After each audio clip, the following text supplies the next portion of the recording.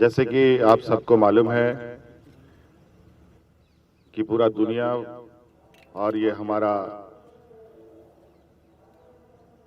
झारखंड प्रदेश भी एक खतरनाक वैश्विक महामारी से गुजर रहा है। और इस वैश्विक महामारी में ना जाने कितने लोगों की जानें चली गईं, कितने बच्चे अनाथ हो गए, कितनी महिलाएं विधवा हो गई, कितनी संस्थानें बंद हो गईं, तरह तरह की घटनाएं घटी। आज भी ये वैश्विक महामारी चारों तरफ मंडरा रहा है। समय समय पर इस संक्रमण के चेन को तोड़ने के लिए सरकार ने कई कड़े कदम भी उठाए। ये कड़े कदम उठाना सरकार के लिए बहुत मुश्किल रहा, लेकिन कहावत है ना, जान है तो जहान है। और हमें दिल पर पत्थर रख करके कई कड़े कदमों को उठाना पड़ा।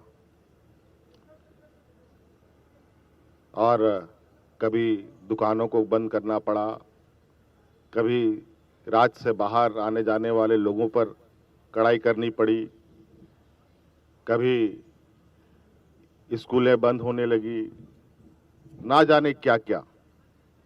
इसी क्रम में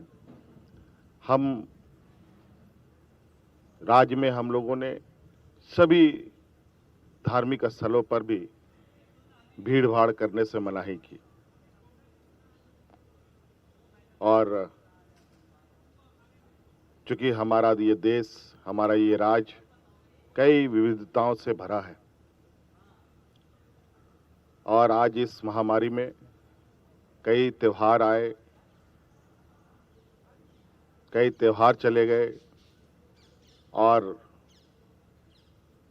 राज्य में पाबंदी होने की वजह से, देश में पाबंदी होने की वजह से, लॉकडाउन होने की वजह से उन सभी त्योहारों में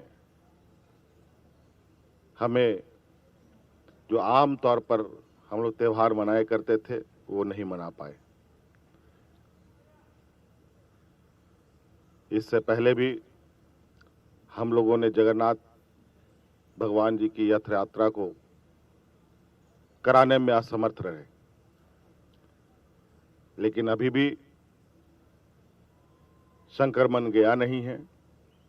इसलिए इस बार भी बहुत दुख के साथ हम लोगों को ये कहना पड़ रहा है कि इस बार भी रथ यात्रा हम लोग नहीं निकाल पा रहे हैं। और निश्चित रूप से ये यात्रा नहीं होना हमें भी काफी तकलीफ होती है, लेकिन आज की जो हालात है, आज की जो स्थिति है, इस स्थिति में यही निर्णय बेहतर है। आज सुरक्षित रहेंगे तो कल भी हमारा सुरक्षित होगा।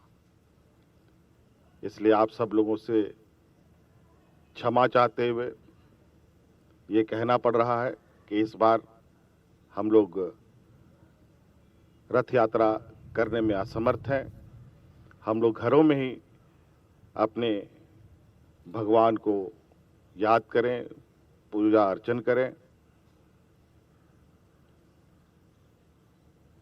और आप भी सुरक्षित रहें, आपका परिवार सुरक्षित रहे, और पूरा राज्य सुरक्षित रहे।